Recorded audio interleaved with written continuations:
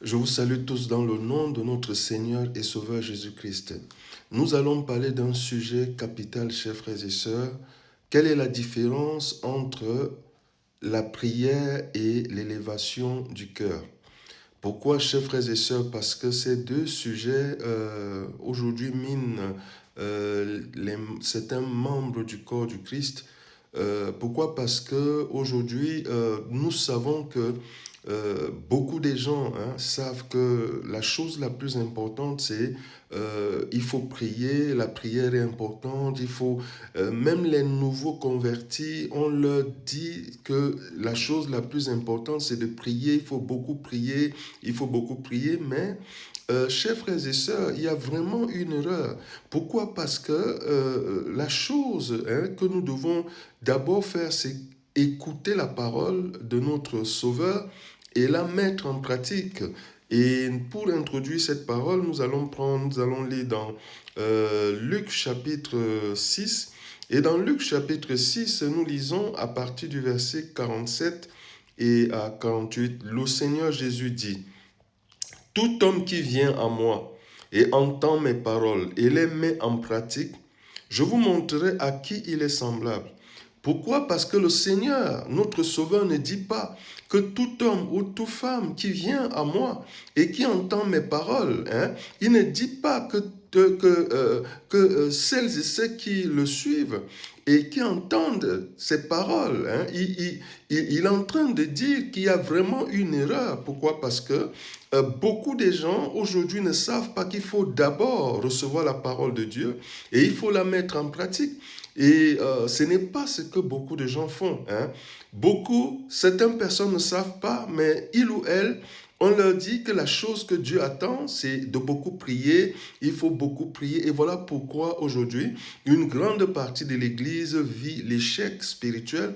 Pourquoi? Parce que on ne leur a pas dit que ce que notre Sauveur attend de nous, il n'attend pas que nous commençons, je vais dire, le point de départ de ta marche avec lui, ce n'est pas dans la prière, mon frère, ma soeur. Si on t'avait dit ça, ce n'est pas vrai. Et il y a beaucoup de gens qui ont prié, il y a beaucoup de gens qui ont jeûné, il y a beaucoup de gens qui persévèrent aujourd'hui, mais ils ou elles ont du mal à voir vraiment, à vivre la manifestation de la présence de Dieu.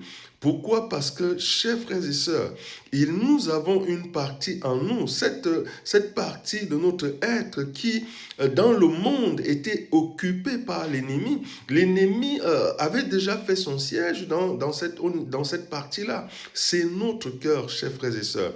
Tant que notre cœur n'est pas, je veux dire, élevé, tant que nous n'apprenons pas à mettre, c'est-à-dire à faire, à bâtir une relation personnelle dans notre cœur, nos prières ne serviront pas à grand-chose. Tu peux prier et jeûner, tu peux pendant même 2 ans. Mais si, mon frère, ma soeur, tu ne commences pas ta relation avec le cœur, parce que le cœur est l'alpha dans la relation avec Dieu. Si on ne te l'avait pas dit, mon frère, ma soeur, le cœur fait partie du point de départ. Et aujourd'hui, il y a des doctrines, il y a des dogmes, les choses qui veulent tromper la vigilance de certains croyants, en voulant les faire comprendre que quand on prie, c'est ce que Dieu veut. Il faut prier, il faut jeûner, il faut faire des choses pour... voilà, il faut prier, il faut persévérer. Mais Proverbe va nous montrer que ce que je suis en train de dire est vrai. Nous sommes dans Proverbe chapitre 4 et le verset 23 nous dit: garde ton cœur plus que toute autre chose, car de lui viennent les sources de la vie. Hein, mon frère, ma soeur, garde ton cœur plus que toute autre chose. Hein? Est-ce que tu as compris cela? Garde ton cœur plus que toute autre chose, car de lui viennent les sources de la vie. Est-ce que tu comprends, mon frère, ma soeur? On ne dit pas que les sources de la vie viennent de tes prières. Ce n'est pas par tes prières que viennent les sources de la vie. Ce n'est pas par tes prières que viennent les bénédictions. Mais aujourd'hui, certaines personnes, on leur a fait comprendre que nous recevons tout par la prière. Mais si vraiment il fallait tout recevoir, si vraiment, je veux dire, selon les plans de notre Père, les enfants de Dieu devaient recevoir tout par les prières. Mais vraiment, je vous dis, au niveau des statistiques, il y a des gens qui seront vraiment inondés de bénédictions parce qu'il y a des gens qui prient sans cesse. Il y a des gens qui prient jour et nuit, hein, mais il n'y a pas de résultat. Pourquoi? Parce qu'on ne leur a pas dit la vérité. La vérité, c'est que la vie d'un enfant de Dieu ne commence pas par la prière. C'est important de savoir cette vérité, chers frères et sœurs. Est-ce que tu savais cela? La vie d'un enfant de Dieu ne commence pas par la prière. Si on te l'avait dit, ce n'est pas vrai. La vie d'un enfant de Dieu commence par l'ouverture du cœur. La vie d'un enfant de Dieu commence par le travail que nous devons faire dans notre cœur, un travail de nettoyage, un travail de sanctification.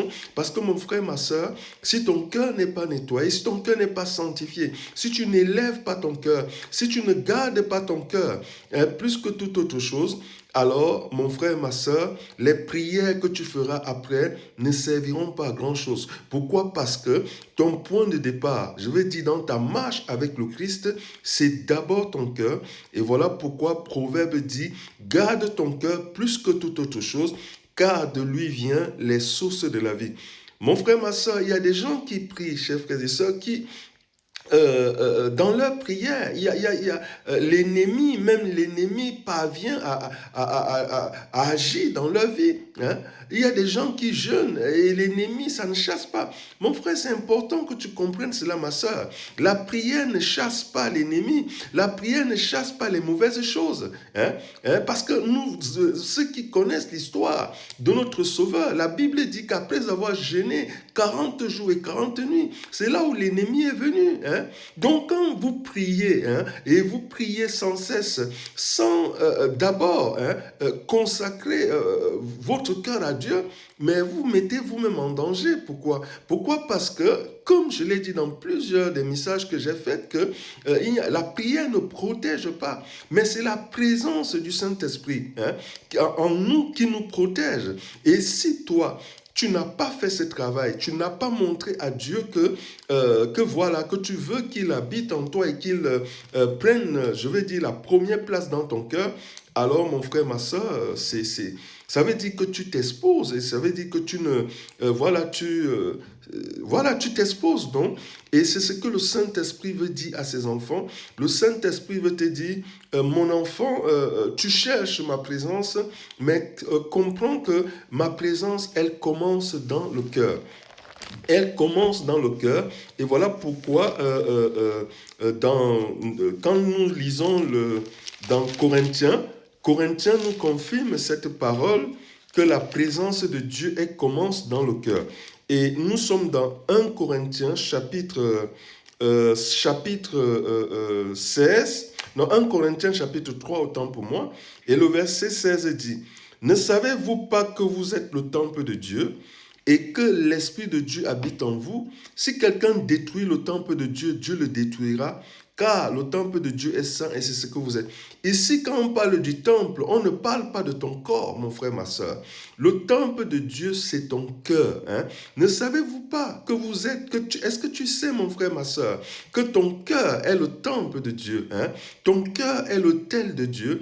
Et si c'est que tu n'as pas déjà fait cette élévation du cœur avant de commencer à prier, tes prières, ça veut dire que tout ce que tu feras après, n'aura pas de suite. Pourquoi? Parce que ce que notre Père attend de nous, c'est d'abord que nous sanctifions nos cœurs et que nous élevons nos cœurs afin que lui, il vienne habiter, quoi. Et un cœur qui est élevé à Dieu, c'est un cœur qui est sanctifié, c'est un cœur qui est pur, c'est un cœur qui n'a plus de haine, un cœur qui n'a plus de médisance, un cœur qui ne médite plus le mal envers son prochain, un cœur qui n'a plus de, voilà, qui n'a plus de rancœur, c'est un cœur qui est purifié, c'est ça.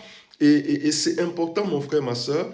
Pour terminer cette lecture, nous allons dans dans Jérémie 29. Et dans Jérémie 29, nous lisons rapidement le verset 13 qui dit « Vous me chercherez et vous me trouverez, car si vous me cherchez de tout votre cœur, je me laisserai trouver par vous. » Dieu dit « Si vous me cherchez de tout votre cœur, je me laisserai trouver par vous. » Donc mon frère, ma soeur, que Dieu te bénisse. Partage, mon frère.